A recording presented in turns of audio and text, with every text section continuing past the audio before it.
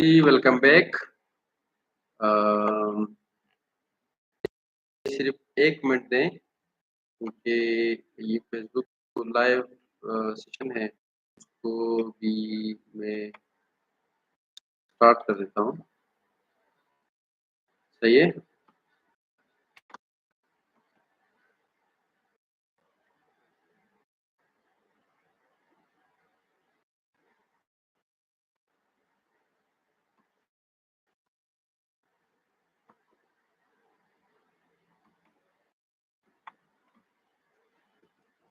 T and components. अच्छा ये बताएँ कि आप अभी जो कुछ हमने थोड़ी की है, तो उसमें तो कुछ मसला हो तो पूछ सकते हैं। वरना तो हम रिज़्यूम कर लेते हैं, जहाँ पे हमने छोड़ा था। जी, बताएँ। किसी को समझ आ रही है कि समझ नहीं आ रही? तो बताएँ।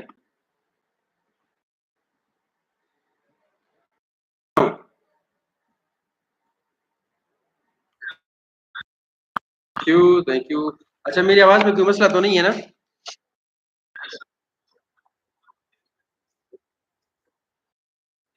चलो ठीक है। बस अल्लाह ताला अच्छे रखें, इससे भी अच्छा बनाएँ। अच्छा जी, अभी हम पॉलिसी में हमने जो सबसे पढ़ी थी वो क्या पढ़ी थी? स्टेटमेंट ऑफ इंटेंट, ठीक है? और उसमें फिर हमने एम्स एंड ऑब्जेक्टिव्स के बारे से फिर हमने ऑब्जेक्टिव्स को भी पढ़ा, फिर ऑब्जेक्टिव्स के बारे में हमने ये बात की कि ऑब्जेक्टिव शुड बी स्मार्ट। फिर हमने consideration when you are your when you planning your objectives, क्या कंसिडरेशन लेनी चाहिए, क्या चीज़ें मद्देनज़र रखनी चाहिए जब आप ऑब्जेक्टिव्स बना रहे हो अपनी कम्युनिटी के लिए या जो आप ठीक है? तो वो तो जनरल स्टेटमेंट ऑफ बात होगी। अभी हम जो दूसरा सेक्शन है ऑर्गेनाइजेशन रिस्पॉन्सिबिलिटीज, तो इट इज वेरी सिंपल। इसमें देखें एक proper framework of rule responsibilities, ये आप देखते हैं कि चेन ऑफ कमांड है, चेन ऑफ कमांड है, वो पूरा उसका एक सिस्टम मौजूद है, फ्रेमवर्क मौजूद है, पूरा मिसाल के तौर पर एक डायग्राम ने दी है, वो डायग्राम को नजर आ रहा है जी। Now this is basically this diagram shows a complete framework of rules regarding health. आप देखें ये मैनेजिंग डायरेक्टर सुपरवाइजर है, ये एम्प्लॉइज है, ठीक है। अब इसको देखें, इसमें ये पूरा अच्छा है, हेल्थ एंड सेफ्टी एडवाइजर है या ऑडिट वाले, ठीक है। आप इसको देखें कि टू बॉटम कि भाई कौन कौन किससे लेगा या कौन कंट्रोल करेगा या चेन अप लेकर नीचे किस थ्रू जाएगी, जा रही है कि नहीं? मैंने डायरेक्टर साहब मैनेजिंग डायरेक्टर साहब ने ऑर्डर दिया है हेल्थ के हवाले से, पॉलिसी ऑर्डर दिया है, तो वो से लेकर एम्प्लॉय वर्कर्स के पास जाएगी, रूट के थ्रू जाएगी। इसको चेन ऑफ कमांड, ठीक है। ये देखें यहाँ से इन्होंने मिसाल दी, ये मैनेजिंग डायरेक्टर है, इस डायरेक्टर से ये डायरेक्टर है, ये आपको कर्सर शो हो रहा है, माउस का कर्सर शो हो रहा है? तो सुने, मेरे साहब ने एक पॉलिसी हेल्थ एंड सेफ्टी के हवाले से, फिर आपने एक हेल्थ एंड सेफ्टी के जो डायरेक्टर थे उसको पहुंचा दिया, ये दरमियान वाला के जो उसके अपने मैनेजर्स थे सबको पहुंचा दिया। देखें मैनेजर्स हैं इसके माते हैं, ठीक है। अभी ये बात देखें ये जो डायरेक्टर साहब सेफ्टी के हवाले से क्या कहते हैं, वो कन्वे, ठीक है, वो अपने उसको फिर कन्वे कर रहे हैं। फिर ये मैनेजर्स हैं, फिर इनमें से जो मैनेजर जो उसकी है वैसे, ठीक है, मैनेजर फिर अपने एम्प्लॉइज को बताएगा कि भाई सुपरवाइजर्स को, ठीक है, ये आप लोगों का जो सुपरवाइजर है, ये सुपरवाइजर उसके माते है जितने इन सारों को बताएगा। तो ये चेन ऑफ कमांड आ जाता है। ये इधर से ये सॉरी ये रूट हो गया जी, चेन ऑफ कमांड, ठीक है। ये देखें कि जो तसलसल, जो टॉप से लेकर मैनेजर डायरेक्टर तक ये ऑर्डर किस जाता है, वो आपको सारा एक फ्रेमवर्क या ऑर्गेनाइजेशन देता है। फिर आप देखें सेफ्टी जो एडवाइजर है वो डायरेक्टर्स को भी एडवाइस कर रहा है, कर रहा है, वो मैनेजर्स को, वो सुपरवाइजर को भी एडवाइस कर रहा है, को भी एडवाइस कर रहा है। क्या नहीं आ रही? Basically framework health and safety chart, ये जब मौजूद होता है तो पता है कि किसके मातहत कौन लोग हैं, कौन किसको कंट्रोल कर रहा है, कौन किसको ऑर्डर, कौन किससे काम ले रहा है। जब ये पता ना हो, मैनेजर का सब मैनेजर होते हैं, सब डायरेक्टर्स भी होते हैं, सब एम्प्लॉइज भी होते हैं, सब मैनेजिंग डायरेक्टर भी होते हैं, सब बिगड़ जाता है।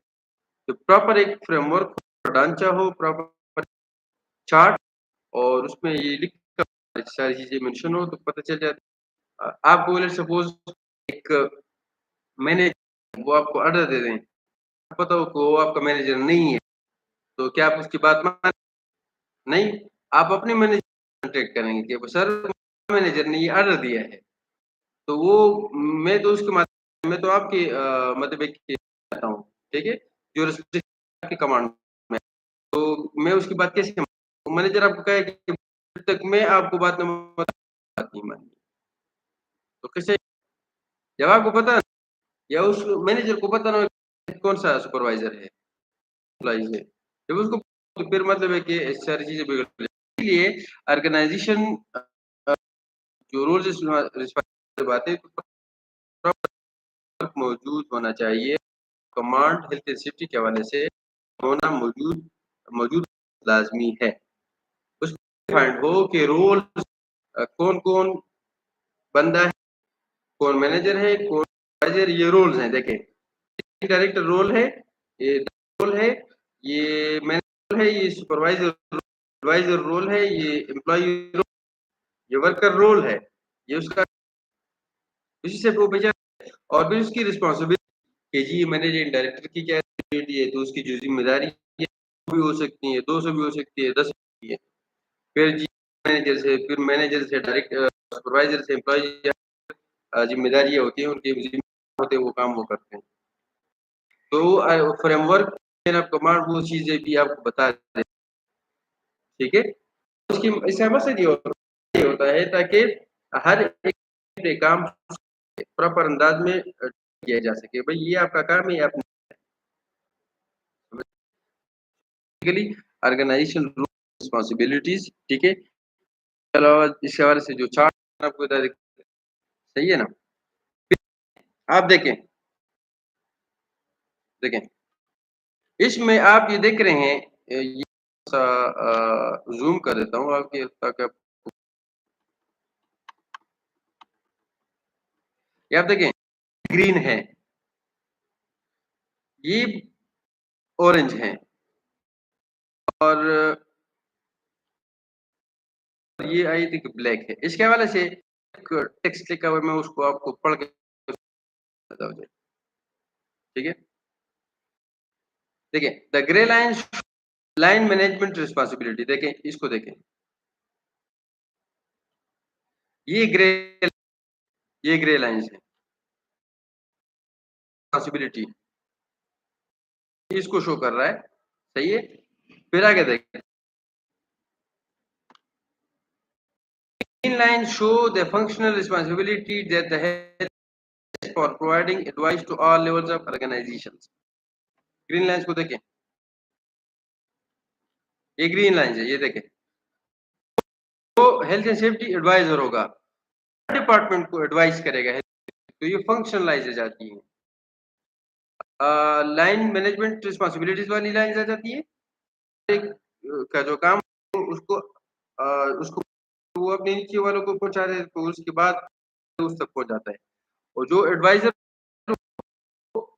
हर डिपार्टमेंट को एडवाइस कर रहा होता है कि भाई आपका ये काम है, आपका तो वो सुपरवाइजर वाला काम डायरेक्टर को वो मैंने नहीं बताएगा, वो उसके मुताबिक उसको। तो ये ग्रीन लाइन जो है ये हेल्थ एंड सेफ्टी एडवाइजर है, वो सबको गाइड कर ये हेल्थ जो सॉरी मैनेजिंग डायरेक्टर है कि आपने जो पॉलिसी बनानी है, क्या किन-किन चीज़ों का ख्याल रखना है। फिर जब डायरेक्टर्स आ जाते हैं, उनको भी भाई आपने कैसे मतलब कि नहीं है मैनेज को या एम्प्लॉइज़ को। तो ये ग्रीन लाइन जो है ये फंक्शनल लाइन्स है। हेल्थ एंड सेफ्टी एडवाइजर के हवाले से वो जो एडवाइस देते हैं तो उसके पास है। Orange line show the lines of communication and feedback through the देखें, ये ऑरेंज ऊपर की तरफ है, नज़र आ रही है? तो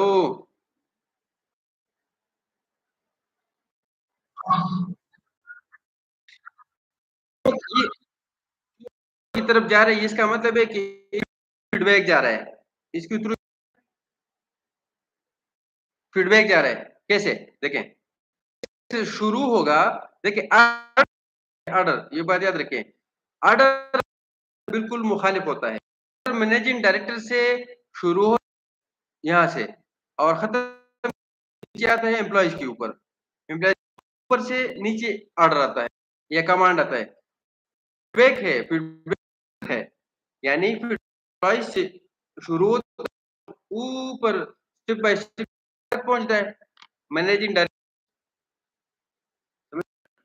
तो फीडबैक कम्युनिकेशन प्रॉपर कंसल्टेशन आपने इससे पहले भी बात की है कि जो है वो वर्कर के साथ कंसल्ट, तो आप कंसल्टेशन कैसे करेगी? क्या डायरेक्टर या डायरेक्टर या मैनेजर वर्कर के पास नहीं है, वैसे विजिट करेंगे, उनका काम ही नहीं है, क्योंकि उनके नीचे जो मातहत लोग रिस्पॉन्सिबल होंगे वही। क्यों? कैसे? सुपरवाइजर मैनेजिंग डायरेक्टर ने ऑर्डर सुपरवाइजर तक पहुंच कि भाई आपने एम्प्लॉइज बैक लेनी है, कंसल्टेशन लेनी है, इसी के हवाले से अपडेट चेंजेस कर रहे हैं, नई हेल्थ सेफ्टी के हवाले से चेंजेस मुख्तलिफ हेल्थ सेफ्टी के हवाले से डेवलपमेंट, तो आप हमें कंसल्टेशन आप वर्कर के साथ करें, ठीक है? उससे फीडबैक ले लें। ऑर्डर तो मैनेजर डायरेक्टर ये फीडबैक किसको देगा? इस डायरेक्टर डायरेक्टर देगा मैनेजर को, देगा सुपरवाइजर्स को, फिर क्या करेगा? यहाँ से कंसल्टेशन शुरू करेगा जी, यहाँ से फीडबैक लेगा। जब कलेक्ट हो जाता है, तो जब फीडबैक कलेक्ट करता है, वो सुपरवाइजर देते हैं, तो सुपरवाइजर के पास सुपरवाइजर वो अपने मैनेजर को वो फीडबैक देता है। मैनेजर उसको सी ऑफ फोरसी कर लेता है, उसको जांच पड़ताल करता है, फिर आगे जाके इसको अपने डायरेक्टर देता है और डायरेक्टर उस वो भी उस पे नजर डालता है, उसको है रीड करता है, चेक करता है, उसमें कोई मसले मसाइल, अगर मसले मसाइल नहीं ये चीज ठीक है, इट्स ओके, तो फिर वो डायरेक्टर मैनेजिंग डायरेक्टर को पहुंचा देता है।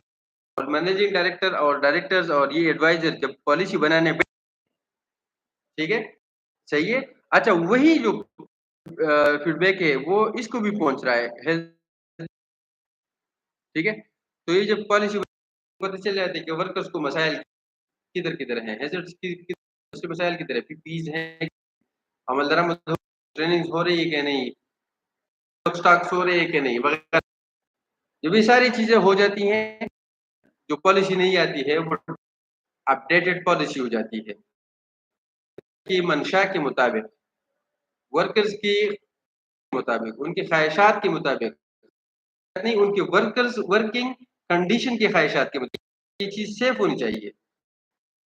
तो उसके मुताबिक फिर काम शुरू कर देते हैं, पॉलिसी बनाते हैं और फिर वो पॉलिसी जब बन जाए, ऑब्जेक्टिव सेट होते हैं, वो अब की शक्ल में डायरेक्टर से नीचे एम्प्लॉइज़ के ऊपर आ जाती है। अगर आपको नहीं आ रही तो मैं दोबारा बता देता हूँ, समझ आ गई?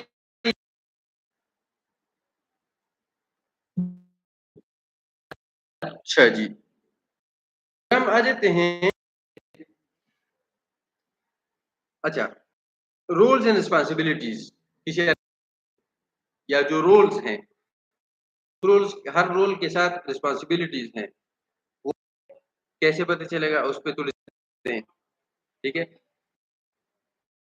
कंपनी की एक मैनेजमेंट हायरार्की है, हायरार्की का मतलब है क्या होता है, एक चार्ट जो हमने डिस्कस किया है ना, मैनेजमेंट चार्ट या organisation, this is basically management senior director, फिर डायरेक्टर, फिर मैनेजर है, फिर सुपरवाइज़र है, तो दिस इज़ मैनेजमेंट हायरार्की, ठीक है? कि स्टेप बाय स्टेप क्या कहते हैं चार्ट हो गए और मतलब हर किसी को पता चल जाता है किसके ज़िम्मे में है, ठीक है? किया जाता है सीईओ और तो ये बात रखें कि सीईओ हो या एमडी हो, पूरे के पूरे का रिस्पॉन्सिबल बंदा होता है। यानी अगर रिस कोई काम उधर हो, कोई मसला आ जाता है, एक्सीडेंट हो जाता है, ठीक है?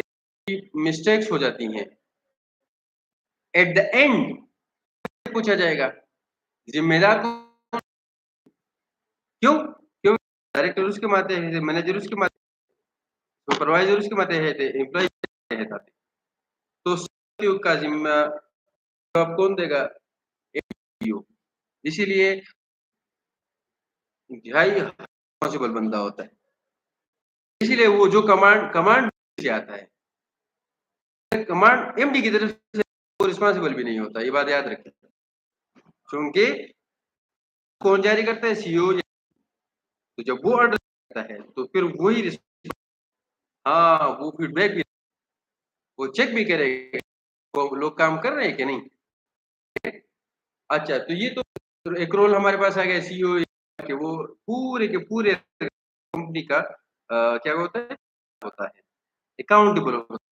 यानी उससे उसी के बारे में पूरे ऑर्गेनाइजेशन में हर एक चीज़ के बारे में पूछे। दूसरा हमारे पास जो आता है वो management at all level, director, manager हो गया, सुपरवाइजर, एम्प्लॉयी पे अलग रोल्स हैं और अलग-अलग रिस्पॉन्सिबिलिटी हैं। अलग-अलग लेयर्स हैं, ये देखें। ये मैनेजिंग डायरेक्टर, ये डायरेक्टर्स एक अलग लेयर है, ठीक है ना? ऑर्गेनाइजेशन का लेयर है, ये सुपरवाइजर एक अलग लेयर है और समझ आ रही है?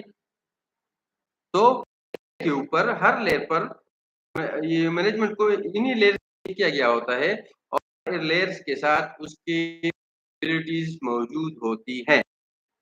मिसाल के तौर पर डायरेक्टर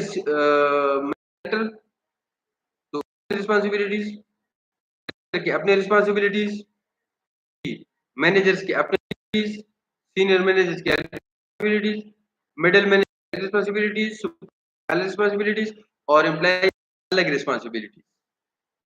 लेवल पे है, हर मैनेजमेंट लेवल अलग-अलग रिस्पॉन्सिबिलिटी हर एक उसका ज़िम्मा होता है, उसके बारे में पूछा जाएगा। सुपरवाइज़र है, ठीक है? और सुपरवाइज़र की जो ज़िम्मेदारियाँ हैं, तो वो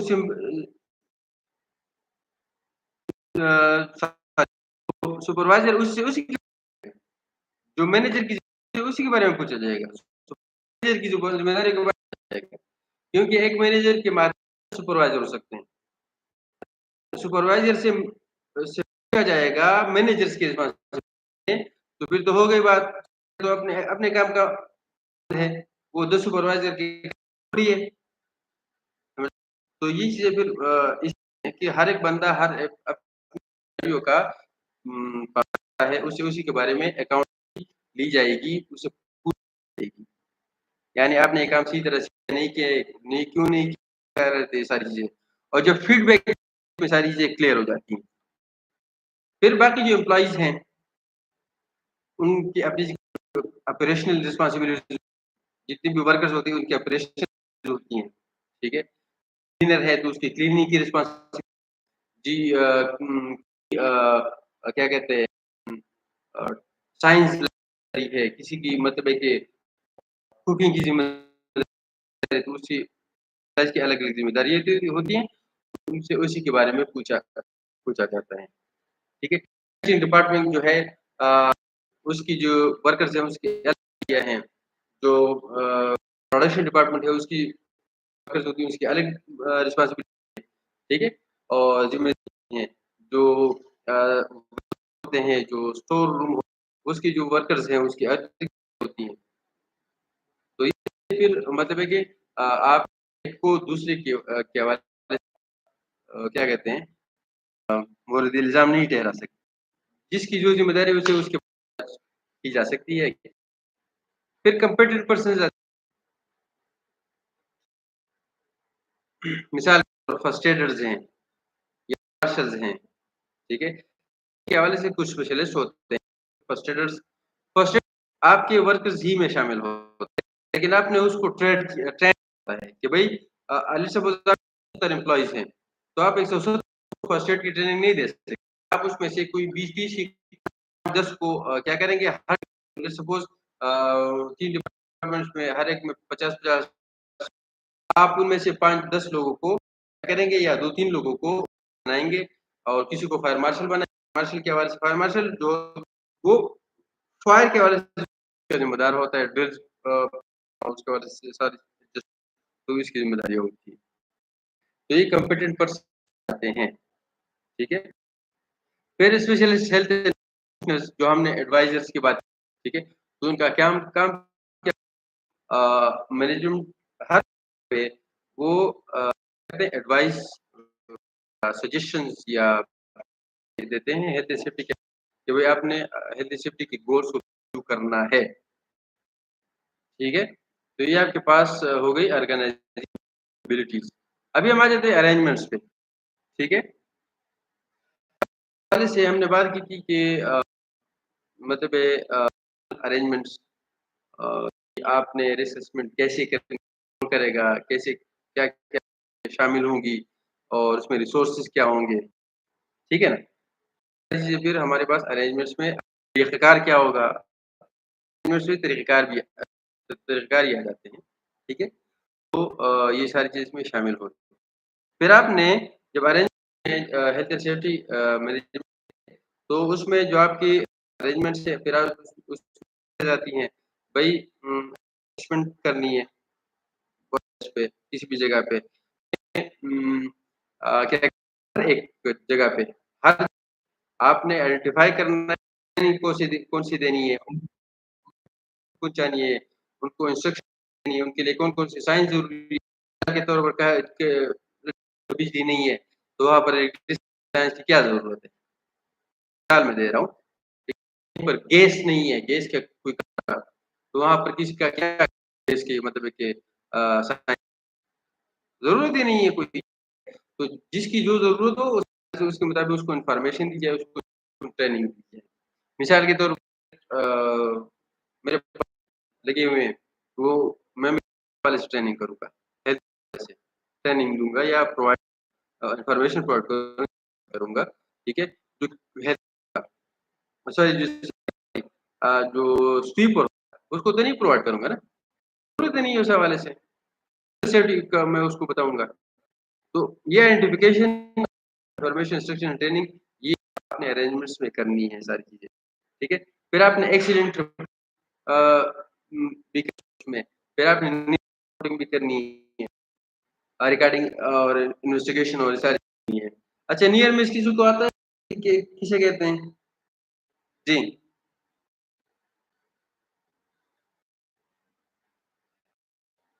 नियर मिस इसको कहते हैं क्या?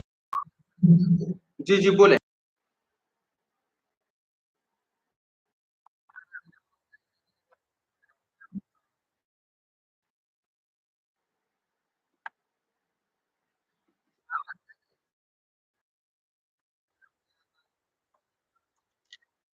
हाँ, अच्छा, सही।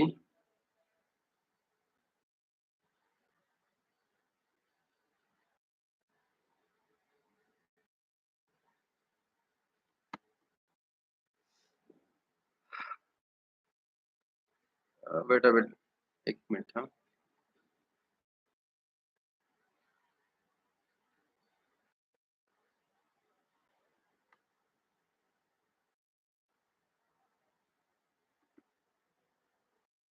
फिर आपके पास अच्छा और नियर मिस की जो जिस तरह आपने बात की रिपोर्टिंग, रिकॉर्डिंग, इन्वेस्टिगेशन ये सारी चीज़ें मतलब कि ये सारी चीज़ें फिर आपके पास consultation with workers on health and safety जो मैटर्स हैं, मामलात वर्कर के साथ कंसल्टेशन करना है, ये सारे अरेंजमेंट्स ऑपरेशनल अरेंजमेंट्स ऑपरेशनल ये काम हैं, ठीक है?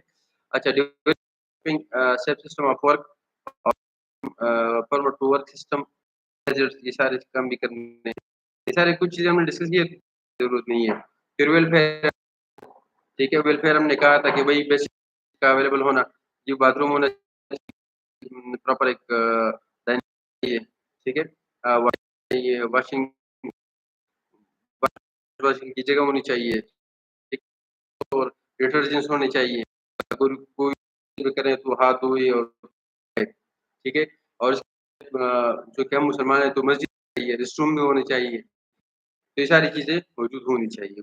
फर्स्ट एड प्रोविज़न या फर्स्ट एड का सामान मौजूद होना चाहिए, फर्स्ट एड बॉक्स चाहिए, हर डिपार्टमेंट में फर्स्ट एड बॉक्स और उसको हर पे हर महीने उसका बैलेंस रखना चाहिए, इंस्पेक्शन करना चाहिए, चीज़ एक्सपायर तो नहीं होगी, उसमें मेडिसिन होते हैं और कोई केमिकल्स वगैरह होते हैं मेडिसिन्स वगैरह के हवाले से फील्ड के हवाले से, तो उसको चेक करनी ज़रूर फिर आपके पास हाउस चीज़ प्रॉपर चाहिए, ठीक है ना? कि कोई रैंडम सी चीज़ें मौजूद ना हो कि लेट्स सपोज़ उधर पड़ा हुआ है चेयर पे, वो ज़मीन पे पड़ा हुआ है वो इधर-उधर ही मतलब कि हुआ हुआ है। It's not a good housekeeping का मतलब ये है कि आप सारी चीज़ें वेल मैनेज्ड, अरेंज्ड सारी चीज़ें होनी चाहिए। हर जगह पे पहुँचा हुआ ये ज़्यादातर बहुत ज़्यादा आ जाता है, ठीक है?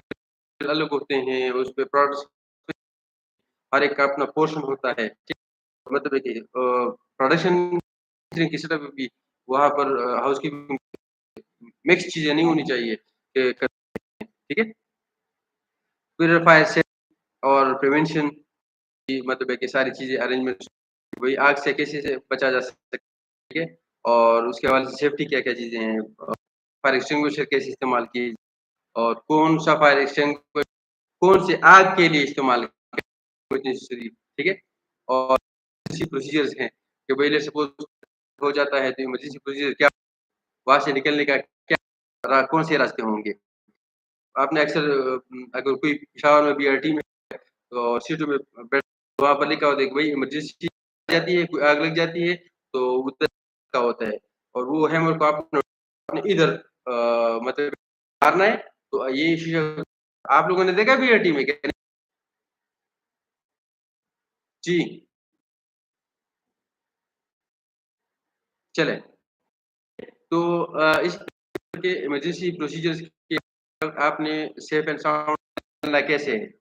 या लोग करना है। तो ये सारी चीज़ें आपको के चाहिए और इसके वजह से ट्रेनिंग, इंस्ट्रक्शन, इन्फॉर्मेशन भी होनी चाहिए। Of health and safety matters including control measures ठीक है? अ, इसके हवाले से हेल्थ एंड सेफ्टी के हवाले से मामलात हैं, जितनी भी हैज़र्ड्स हैं, कंट्रोल मेजर्स हैं, क्या आपने एक एक ही चीज़ को या एक नुकसानदेह वाक़ये को कैसे कंट्रोल करना है, वक़्फ़ पज़ीर होना है। लेट्स सपोज़ कोई लेट्स सपोज़ तो आपने कैसे महफूज़ बंदे को जो ऊपर काम कर रहा है 20 मीटर के पास 20 मीटर के तो उसके लिए कंट्रोल मेजर उसको क्या उसको अपनी सेफ्टी कैसे रखनी है, ठीक है? तो सारे कंट्रोल मेजर्स प्रॉपर होनी चाहिए वर्कर्स के साथ, ठीक है ना? कोई बंदा काम कर रहा हो तो उसको कंट्रोल उसकी सेफ्टी उसकी नुकसान को कैसे कंट्रोल किया जाएगा कि ठीक है? तो उसके उसके उधर के वर्कर्स को कम्युनिकेशन कि भई आप इस हवाले से आप इस हवाले से आप अपने आप को ठीक है? तो this is proper communication. Compliance monitoring मतलब है कि आप देखेंगे कि भई या जो हेल्थ एंड सेफ्टी जो कवानीन होते हैं, उस पे अमल दरामद होता है कि नहीं? तो हेल्थ एंड सेफ्टी का वैसे है कि नहीं? इसकी मॉनिटरिंग भी आप ऑडिटिंग सिस्टम भी बनाएँगे और ऑडिट भी करते जाएँगे। ऑडिट का नहीं है तो अ, जब बात आएगी तो हम इंशाल्लाह बात करेंगे, ठीक है? Product place parameters easy, noise काम की जगह पे शोर बहुत ज़्यादा होता है, ठीक है? आप जैसे ऐसे ले सकते हैं बॉयलर होता है बड़ी कंपनी में जो बिजली बनाता है। यानी पानी को पहले स्टीम बनाया जाता है, स्टीम की टरबाइन से फिर बिजली बनती तो वहाँ पर इतना नाइज़ होता है कि आपके कान फट सकते हैं, इतनी होती है और आपका हार्ट अटैक उसको वाइब्रेशन बहुत खतरनाक होती है। आपने नॉइज़ को कैलकुलेट करना है, नॉइज़ मीटर्स होते हैं डेसिबल में फुल डेसिबल नॉइज़ का साउंड का, ठीक है? तो डेसिबल में उसकी कैलकुलेशन की जाती है, ठीक है? मिसाल के तौर पर कहीं पर बहुत ज़्यादा तो उसकी इंटेंसिटी फिर चेक की जाती है, इंटेंसिटी उसको कहते हैं, उस मीटर्स हैं। टू असेस मिनट्स ठीक है? तो ये सारे वर्क मीटर्स क्यों इसकी जाती है ताकि क्या कहते हैं जो काम हो रहा है, जितने भी काम हो रहे हैं, वो सेफ एंड साउंड कंडीशन में हो रहे हैं कि नहीं, ठीक है? करने के हैं और इसके लिए में सारी चीज़ें लाज़मी हो जाती ठीक है? हमारे पास थोड़ा टाइम है तो ये सारी चीज़ें पढ़ लेते हैं। सिस्टम हमने इस पे परमिट वर्क सिस्टम एक ऐसा फर्म ठीक है? जिसमें सिस्टम ऑफ वर्क मौजूद होता है, शामिल होता है कि सेफ अंदाज़ में पूरा काम ठीक है?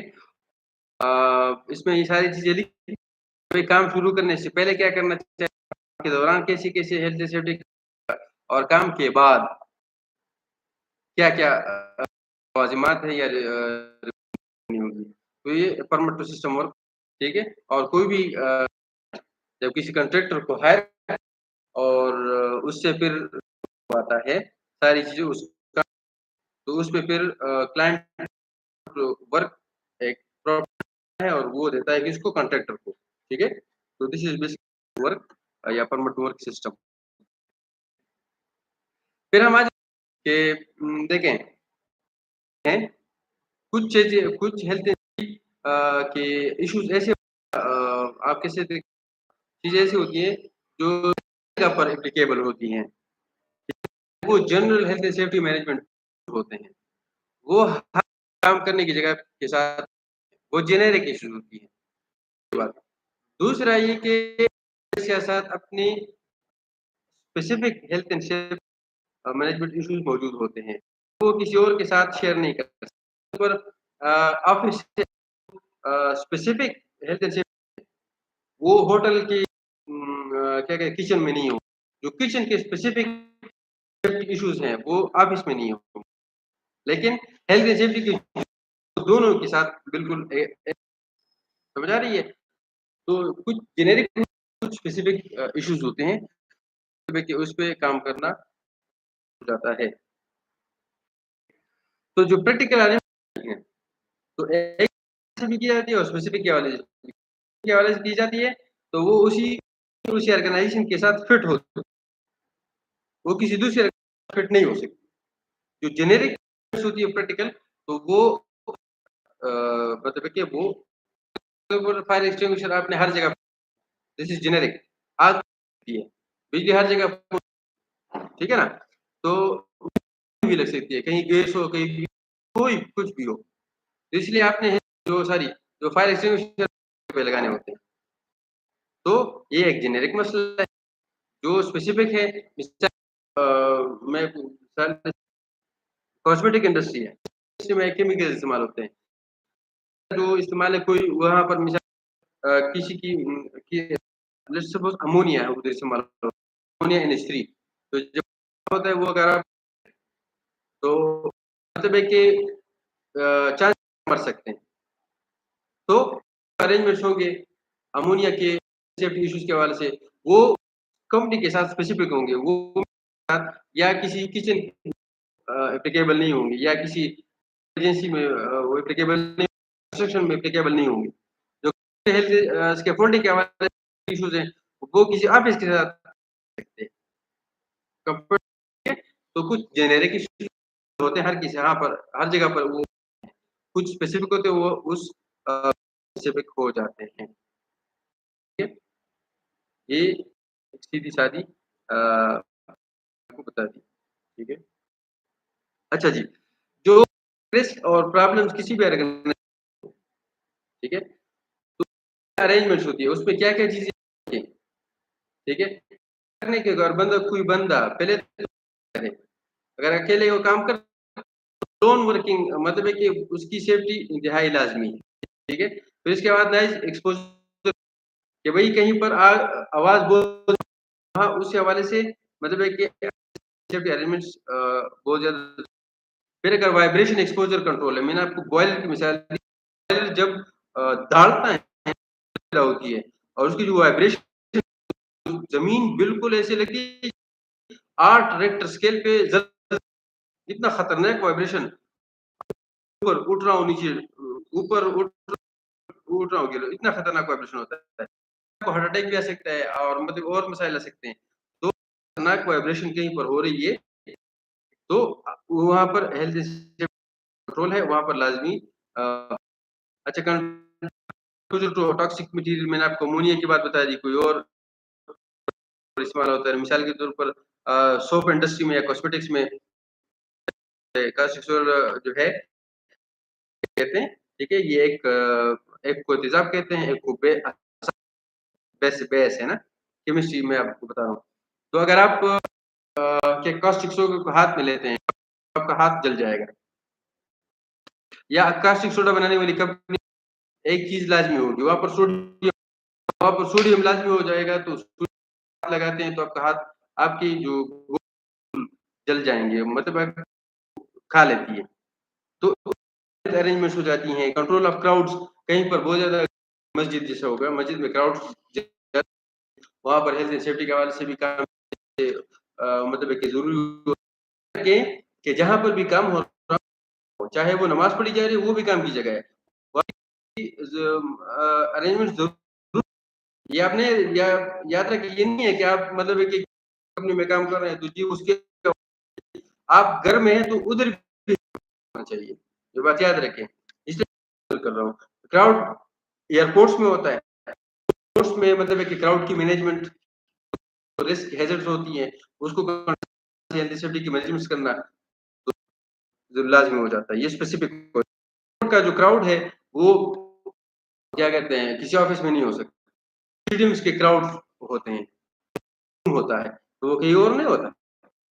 कंट्रोल ऑफ ट्रांसपोर्ट, ट्रांसपोर्ट हो, वहाँ हो जाते हैं। फिर स्पेसिफिक हेल्थ सर्विलेंस, ठीक है? स्पेसिफिक हेल्थ मतलब ये है कि कुछ चीज़ें ख़ास होती हैं, तो सर्विलेंस आप करते हैं, ठीक है? जब आप सर्विलेंस करते हैं ताकि आपको पता चले कि कोई मसले मसाइल है, ताकि तदारुक किया जा सके। डिस्पोजेबल वेस्ट डिस्पोजल सॉरी, जो मतलब पानी निकल रहा है, बर्तन धोए जा रहे हैं, वो जा रहे हैं, नदी में जा रहा है, ये सीवेज डिस्पोजल नहीं है। कंस्ट्रक्शन कंपनी में बहुत ज़्यादा डस्ट पैदा होता है, या बहुत ज़्यादा चीज़ें पैदा हो जाती हैं, या कॉस्मेटिक्स फैक्ट्री में मतलब वेस्ट हो जाता है, तो वो फिर रहता है, तो उसका फिर ट्रीटमेंट, तो वेस्ट डिस्पोजल आपके घर का जो कचरा होता है, वो यकीन जाने अगर आ जाए, तो मैं आपको बता दूँ कि ठीक है ना? मतलब है कि का वेस्ट देखेंगे तो आप कहेंगे भाई कुछ और कर ही नहीं रहे काम, तो वो तो बस सिर्फ वेस्ट, ठीक है? तो वेस्ट डिस्पोजेबल कचरा है, जो गंद है, उसको ना सही अंदाज में इस, ठीक है? फिर हमारे पास एक रिव्यूइंग पॉलिसी। एक बात याद रखें कि जो आप this should not be rigid, ये पहले हमने ज़िक्र किया। स्ट्रिक्ट पॉलिसी नहीं होगी, सख्त पॉलिसी नहीं होगी, ठीक है? नहीं होगी कि आप कहेंगे कि भाई इसमें 5 साल इसमें चेंजेस नहीं हो सकते, नहीं। जो पॉलिसी मेरी है वो 10 साल की, this is not possible and this is not good for the, ठीक है? बल्कि ये ऑर्गेनाइज़ेशन को दिवालिया की तरफ ले जाने वाली बात है। बल्कि हमज़ा को कोई समझे भई नहीं, पॉलिसी क्या होगा? वो रिलीज़ नहीं होगी, वो उसमें लचक होगा। नहीं है। और इस हवाले से एक जुमला मशहूर मशहूर है कि द पॉलिश डॉक्यूमेंट लाइव होना चाहिए कि भई 1 घंटे बाद भी आती है, तो भी उसमें अपडेटिंग हो सकती है।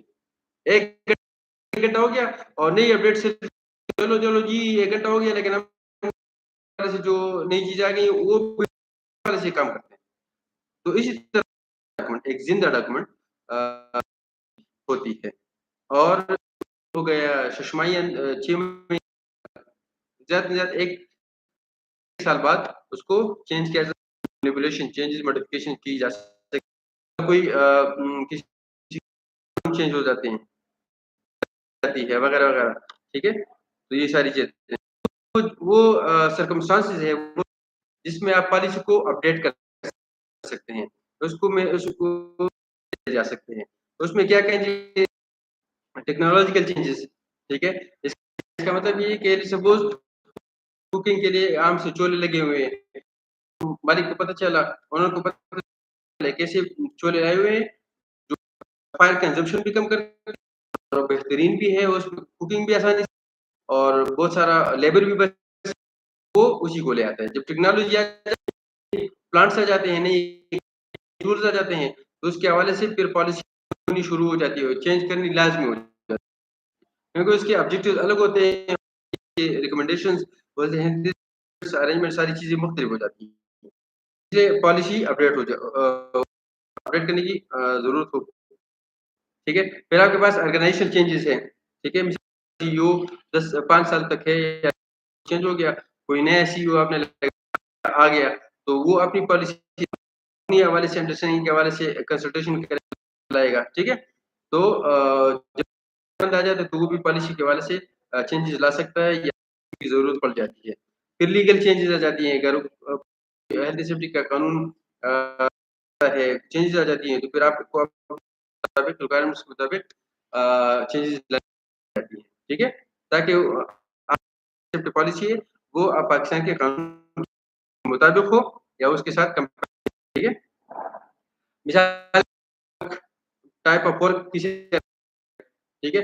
पहले य वर्कशॉप में लोग क्या करते थे, तो गाड़ी के नीचे जैक से उठा देते और नीचे चले जाते। क्या किया लिफ्ट लगाए हैं और नीचे जाने की लिफ्ट आ गई है, लिफ्ट गाड़ी को उठाती है। हवा हवाले से अलग रिस्क आ गए, जो पहले वाले लोग काम कर रहे थे, अलग रिस्क थे। अभी मॉडर्न टेक्नोलॉजी आ गई तो उसके हवाले से फिर चेंज हो गया, तरीक़ाकार चेंज हो गया तो फिर पॉलिसी भी चेंज हो जाती है।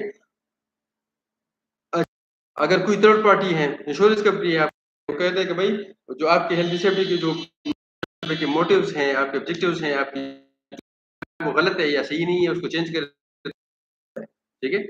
अगर कोई आता है, ऑडिट करता है वन या कोई इन्वेस्टिगेशन टीम आ जाती है, कोई रिस्क असेसमेंट आपको बताया जाता है कि भई जो आपकी पॉलिसी मेन हैं, this is not applicable, please change it, तो आपको फिर चेंज करनी पड़ती है। ऑडिटर बताता है, टीम बताती है, तो फिर आपको चेंज करना को, ठीक है?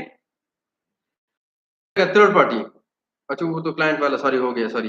एनफोर्समेंट एक्शन वगैरह हो गए और फिर मतलब है कि पॉलिसी की और मैनेजमेंट को उसकी उसमें फ्लॉज़ पाए गए, उसमें मिस्टेक की, तो फिर लॉ एनफोर्समेंट एक्शन आता है, तो फिर कंपनी खुद कहती है कि भई this can not be tolerated anymore, क्योंकि नुकसान हो जाता है, रेपुटेशन ठीक है? आपके क्लाइंट्स आपसे, इसीलिए जब लॉ एनफोर्समेंट एक्शन आ जाता है में मसले मसाइल का चल जाता है और फिर आप उसको चेंज कर कंसल्टेशन वर्कफ़ोर्स कहती है कि भई चीज़ें खराब हो गई हैं, मशीनरी खराब, वो चीज़ें रिपेयरिंग की ज़रूरत है वगैरह, इक्विपमेंट्स मतलब वगैरह आ गए हैं या लोग ज़्यादा हो गए हैं, जब उनकी तरफ से कंसल्टेशन फीडबैक चेंज करना लाज़मी हो जाता है। चेंज ऑफ बिल्डिंग्स, आप एक 3 कमरों में काम कर रहे थे, फिर आप एक एक क्या कहते 10 मंजिला इमारत आप 2 मंजिला इमारत ले ली उधर आपकी, तो फिर पॉलिसी का चेंज होना ठीक है। या वर्क प्लेस फॉर जो भी है। Time has passed since the last review मिसाल के तौर पर साल गुज़र जाते हैं या 6 महीने गुज़र जाते हैं या डेढ़ तो आपको पता चल जाता है कि भाई नई चीज़ आ गई है, तो अभी रिव्यू ज़रूरी है की ज़रूरत तो आप साल बाद चेंज कर देते हैं। तो ये चंद चीज़ें यहाँ पर आप पॉलिसी को चेंज करते हैं, उसमें अपडेटिंग करते हैं, ठीक है? और मतलब है कि मेन मकसद होता है, उसका मकसद ये होता है कि अप टू डेट और एक्यूरेट रहें, ठीक है? और दूसरी बात ये कि डेट ऑफ रिव्यू है, मिसाल के तौर पर रिव्यू की, अपडेट की होता है, ठीक है? ताकि फिर मालूम किया जा सके भई कि किस टाइम से मतलब है ये कितना टाइम हो गया लास्ट पॉलिसी को review this was the last topic. I think सुब्हानकल्लाह इल्ला अंत अस्तगफिरुका व अतूबु इलैक। इसी पे खत्म हो जाता है। पेपर डिस्कस करेंगे और पेपर डिस्कस करने के बाद पहले हम पेपर डिस्कस करेंगे और मैनेजमेंट रिस्क अंडरस्टैंडिंग प्रोसेस ठीक है, कि रिस्क करना है, अंडरस्टैंड कैसे करना है और अपने करना है। This will be the topic इंशाल्लाह। तो ये सुब्हानकल्लाहुम्मा व बिहम्दिका अशहदु अल्ला इलाहा इल्ला अंता अस्तगफिरुका व अतूबु इलैक। मेरी तरफ से तो अल्लाह हाफ़िज़ है, बाकी आप लोग चाहते तो रहें, नहीं रहना चाहते तो ना रहें। हाफ़िज़, बाय-बाय, टाटा, फ़ी अमान